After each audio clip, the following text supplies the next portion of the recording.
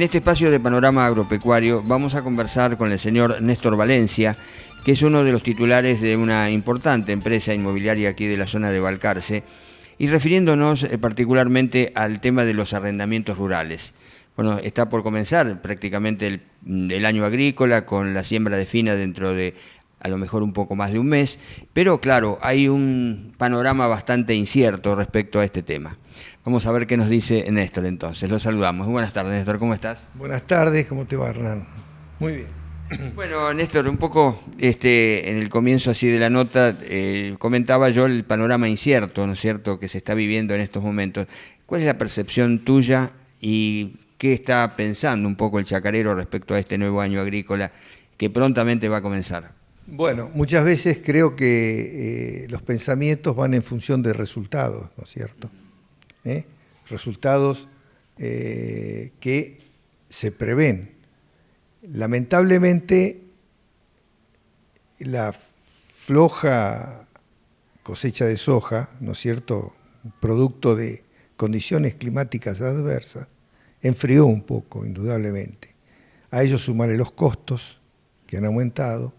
Entonces el panorama para el que quiere sembrar en este momento, yo te diría que si el año pasado había una media en el orden de los $400, en algunos casos menos y en otros más, pero tomemos esa media, este año yo te diría que el pensamiento del chacarero oscila entre un 15 y un 20% menos de ese valor. Estamos hablando siempre en valor dólar. Por otro lado, los dueños de campo sufren también la revalorización que hubo, mayores impuestos, es decir, están pretendiendo algo similar a lo que del año pasado, pero yo creo que no es el momento, no hay una gran cantidad de alquileres cerrados, ¿no es cierto?, para que nos dé sobre todo nosotros, ¿no es cierto? Pero creo que va a estar ahí dentro de los 350, 360, 340, ahí creo que va a ser la media, ¿no es cierto?, de los valores para este año. Si nos remontamos, Néstor, a principios de año, bueno, tampoco tuvimos una fina con buenas producciones, cebada, trigo. Y el chacarero, bueno, tiene que encarar este nuevo año y como comentábamos, ¿no es cierto?, el alquiler es uno de los puntos importantes en lo que hace a los costos. Y de allí entonces, bueno, lo que estás señalando vos de los valores más bajos, ¿no?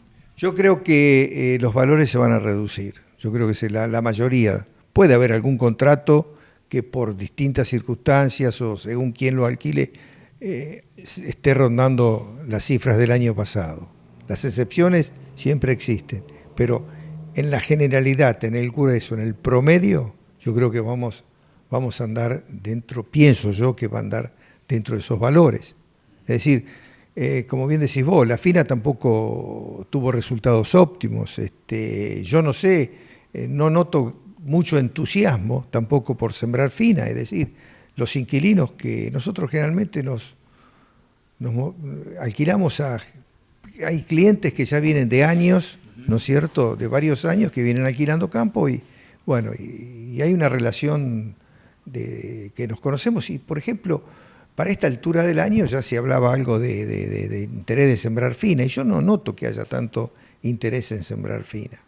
Por otro lado, el maíz anduvo bastante bien, el girasol, salvo el precio, no desentonó en cuanto a rendimiento.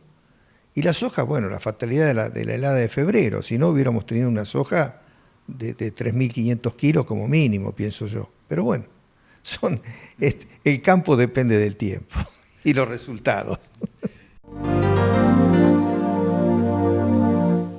Y ya en la finalización de Panorama Agropecuario vamos a escuchar la segunda parte de la nota que le realizamos al ingeniero Pablo Corva, especialista en genética y docente de la Facultad de Ciencias Agrarias de Balcarce, quien se refiere a la genética bovina en el marco de la disertación que va a realizar en la exposición La Nación Ganadera, que se va a llevar a cabo en la localidad de Olavarría en este mes de mayo. Pablo, esto está un poco reñido con el fenotipo, porque muchas veces, yo recuerdo hace muchos años, por la década del 80, en las exposiciones rurales de Palermo y demás, se le daba más importancia al fenotipo y prácticamente nada al genotipo. Digo, este tipo de selección o esta situación de, digamos, de investigar el ADN, ¿va reñida con el fenotipo? No, definitivamente que no. El problema de buscar estas nuevas tecnologías es que hemos tratado de mejorar la precisión, de bajar, como decíamos hace un momento, la incertidumbre con respecto al valor del reproductor. Y ahí entra un concepto muy importante que vos destacaste en nuestra conversación anterior, fuera de cámara, que era la heredabilidad de una característica. Entonces uno dice, bueno, hay variabilidad genética en la población y yo sé que hay animales que son superiores, pero todo el ruido ambiental, las pautas de manejo, la sanidad, la alimentación, ¿cierto? En cierta forma enmascaran esas diferencias. Por eso hablamos de la heredabilidad de una característica. Es decir, bueno, ¿qué proporción de la variabilidad que yo estoy viendo en una población animal realmente se debe a la genética?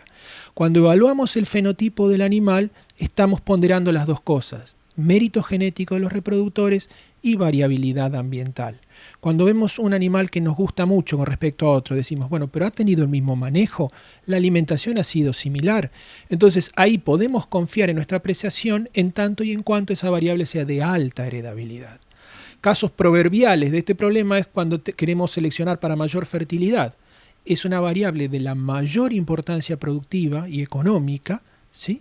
muy relacionada con el impacto del sistema de producción, pero de baja heredabilidad, ¿cierto?